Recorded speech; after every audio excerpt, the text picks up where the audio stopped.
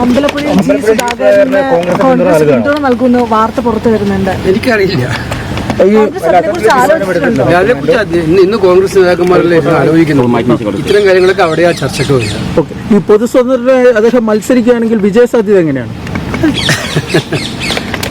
ഈ സാഹചര്യങ്ങളൊക്കെ പരിശോധിക്കും. നെന്മാറയിൽ കെ ബാബുവിന്റെ ഒരു ഇതിവിടെ പറയുന്നുണ്ട്, പിന്തുണ നൽകുമെന്ന്. അല്ല, ഇതൊക്കെ നിങ്ങൾ പറയുന്ന അന്തരീക്ഷത്തിൽ പറയുന്ന കാര്യങ്ങളിലാണ് എനിക്കൊക്കെ കാര്യങ്ങളെ കുറിച്ച് അറിയാം. കേസ് ഇന്ന് ഈ തെരഞ്ഞെടുപ്പ് വിജ്ഞാപനം പുറത്തിറങ്ങിയിട്ടുണ്ട്.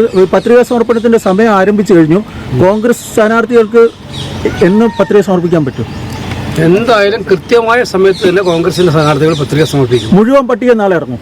അല്ല, എന്തായാലും ഞങ്ങളുടെ പട്ടികകൾ ഏകദേശം പൂർണ്ണമായ അവസ്ഥയിലാണ്. ഒന്നോ രണ്ടോ സീറ്റും കൊണ്ട് തീരേണ്ട കാര്യങ്ങളും. ഈ ലീഗും കേരള കോൺഗ്രസ് ജോസഫുമായിട്ടുള്ള ചർച്ച ഏതുവരെ? ചില മണ്ഡലങ്ങളിൽ ഇങ്ങനെ തട്ടിത്തെറിഞ്ഞ് നിൽക്കുന്നു. എല്ലാം ഭദ്രമാണ്, എല്ലാം ഭദ്രമാണ്. ചാത്തന്നൂർ സീറ്റ് ബിജെപിക്ക് ഇരിക്കുന്നു എന്നൊരു ആരോപണമുണ്ടല്ലോ, വിമർശനം വരുന്നുണ്ട്. അല്ല, ആരോപിക്കുന്നവർക്ക് എന്താ എല്ലാവരും അല്ലെ? മണിക്കൂറുകൾക്കുള്ളിൽ CPM സ്ഥാനാർത്ഥികളെ പ്രഖ്യാപിച്ച് കളം നിറയാണ്. ഒരു ഓളം ഉണ്ടായതായിട്ട് തോന്നുന്നുണ്ടോ? ഒരു കാരണവശാലും അങ്ങനെ തോന്നുന്നില്ല. കാരണം ഇത് കേരളത്തിലെ ഗവൺമെന്റ് ഏറ്റവും കടുത്ത ആന്റി ഇൻകംബൻസി നേരിടുന്ന ഗവൺമെന്റാണ്. അവർ മിക്കവാറും ആളുകൾ റിപ്പീറ്റ് ചെയ്തിട്ടുണ്ട്. അവർക്ക് സിറ്റിംഗ് MLA റിപ്പീറ്റ് ചെയ്തിട്ടുണ്ട്. വേറെ അത്ഭുതമൊന്നുമില്ല. ആ ലിസ്റ്റിനകത്ത് വല്ല അത്ഭുതമുണ്ടോ? പുതുമ വല്ലതുണ്ടോ? കഴിഞ്ഞ 5 വർഷക്കാലം ഈ കേരളത്തിലെ ഗവൺമെന്റ് ജനങ്ങളെ ഉപദ്രവിച്ചതാണ്. അതിന്റെ ഭാഗമായി ഇന്നവരാണ് അവരെല്ലാം. അവരെ റിപ്പീറ്റ് ചെയ്യാൻ അവർക്ക് മുഖ്യമന്ത്രി പിണറായി വിജയൻ എന്ന് പറയുന്ന ജി സുധാകരനെ പിന്തുണയ്ക്കാൻ കോൺഗ്രസ് തയ്യാറാകുമോ? അപ്പൊ ഇതിനകത്ത് നിങ്ങൾ മനസ്സിലാക്കേണ്ട ഈ തെരഞ്ഞെടുപ്പ് പ്രഖ്യാപനത്തെ കുറിച്ച് എനിക്കൊരു വാചകം പറയാം. കാരണം ഇലക്ഷൻ നേരത്തെ പ്രഖ്യാപിക്കേണ്ടതായിരുന്നു നമ്മളെല്ലാം വിചാരിച്ചത്. 28-ാം തീയതി കഴിഞ്ഞ പ്രാവശ്യം പ്രഖ്യാപിച്ചത് ഫെബ്രുവരി 28-ാം തീയതി. അതുകൊണ്ട് നേരത്തെ പ്രഖ്യാപിക്കാനാണ് തീരുമാനിച്ചത്. പക്ഷെ തെരഞ്ഞെടുപ്പ് പ്രഖ്യാപിച്ചത് മാർച്ച് മാസം 15-ാം തീയതി. ഇന്ന് മുതൽ നോട്ടിഫിക്കേഷൻ വരുന്നത് ഇന്ന് 16-ാം തീയതി. നിങ്ങൾ ഡൽഹി റിപ്പോർട്ട് ചെയ്യുന്നവരാണ് എല്ലാവരും.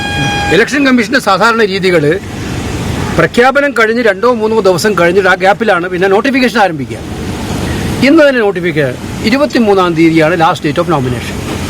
24-ാം തീയതി വിഡ്രോവൽ, 24-ാം തീയതി സ്ക്രൂട്ടിനി, 26-ാം തീയതി വിഡ്രോവൽ. അത് കഴിഞ്ഞ് ഇലക്ഷൻ എത്രാം തീയതിയാണ്? 9-ാം തീയതി. ഇതിനകത്ത് കേരളത്തെ സംബന്ധിച്ചിടത്തോളം ഏറ്റവും പ്രധാനപ്പെട്ട ഒന്നാണ് ഹോളി വീക്സ്. ദുഃഖവെള്ളിയാഴ്ച ദിവസം ആർക്കും പ്രവർത്തനം നടത്താൻ പറ്റില്ല സ്വാഭാവികമായിട്ടും, പ്രത്യേകിച്ച് ക്രൈസ്തവ മേഖലകളിൽ. ഈസ്റ്റർ അടുത്ത ഞായറാഴ്ച. അപ്പോൾ ഫലത്തിൽ 10 ദിവസമാണ് ഒരു സ്ഥാനാർത്ഥിക്ക് പ്രചരണം നടത്താൻ കിട്ടുക. സ്ഥാനാർത്ഥിയാണല്ലോ പ്രശ്നം. രാഷ്ട്രീയ പാർട്ടിയുടെ മാത്രമല്ലല്ലോ, പൊളിറ്റിക്കൽ ഒരു കാൻഡിഡേറ്റിന് 10 ദിവസമാണ് കിട്ടുക. ഇതിൻ്റെ ഒരു രസം മനസ്സിലാക്കേണ്ടത് കൗണ്ടിങ് എപ്പോഴാണ്? മെയ് 4-ാം തീയതി. പിന്നീട് ഏപ്രിൽ 9-ാം തീയതി കഴിഞ്ഞ് മെയ് 4-ാം തീയതി വരെ കൗണ്ടിങ്ങിന് കാത്തു നിൽക്കണം. അർജൻസി ഉണ്ടെങ്കിൽ എനിക്ക് മനസ്സിലാക്കാൻ പറ്റും. ഈ ഒരു നിയന്ത്രണം സ്ഥാനാർത്ഥികൾക്ക് ഏർപ്പെടുത്തുന്ന മനസ്സിലാക്കാൻ പറ്റും. അങ്ങനെ ഒരു അർജൻസി കാണുന്നില്ല. മെയ് 4-ാം തീയതിയാണ്. അതിന് മറ്റൊരു രസം, ഈ ഫസ്റ്റ് ഫേസ് ഇലക്ഷൻ നടത്തുന്നത് എവിടെയൊക്കെയാ? കേരളം, ആസാം, പുതുച്ചേരി. അതായത് കോൺഗ്രസ് പ്രധാന പോരാട്ടം നടത്തുന്ന സംസ്ഥാനങ്ങളിലാണ് ഫസ്റ്റ് ഫേസ് ഇലക്ഷൻ. അത് കഴിഞ്ഞ് സെക്കൻഡ് ഫേസ് ഇലക്ഷൻ തമിഴ്നാട്ടിലും പിന്നെ തേർഡ് ഫേസ് ഇലക്ഷൻ ബംഗാളിലും, സെക്കൻഡ് ആൻഡ് തേർഡായിട്ട്. അപ്പൊ ഇത് കൃത്യമാണ്.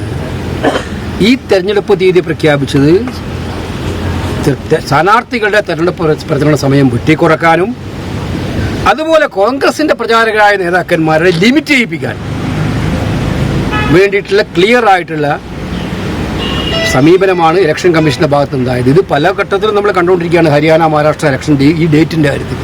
കാരണം കേരളത്തിൽ എല്ലാവർക്കും അറിയാം, ഇതിപ്പോൾ 4 ദിവസം മാറ്റി വെച്ചതുകൊണ്ട് 4 ദിവസം നീട്ടി വെച്ചതുകൊണ്ട് ഒരു പ്രശ്നമില്ല, ഒന്നും സംഭവിക്കാൻ പോകുന്നില്ല. ഏപ്രിൽ 9-ാം വേണ്ടത് ഏപ്രിൽ 15-ാം തീയതി. കാരണം എല്ലായിടത്തും സിംഗിൾ ഫേസ് ഇലക്ഷൻ നടത്തുന്നത്, മറ്റങ്ങ് ഫേസ് വെച്ച് ഇലക്ഷനാണ് നടത്താറുള്ളത്. ബംഗാളിൽ മാത്രമാണ് 2 ഫേസ് ഇലക്ഷൻ. അപ്പൊ ഇത് തെരഞ്ഞെടുപ്പ് കമ്മീഷന്റെ ഈ സമീപനത്തിൽ വളരെ ഏറെ ദുരൂഹതകളുണ്ട് എന്നുള്ള കാര്യത്തിൽ സംശയം.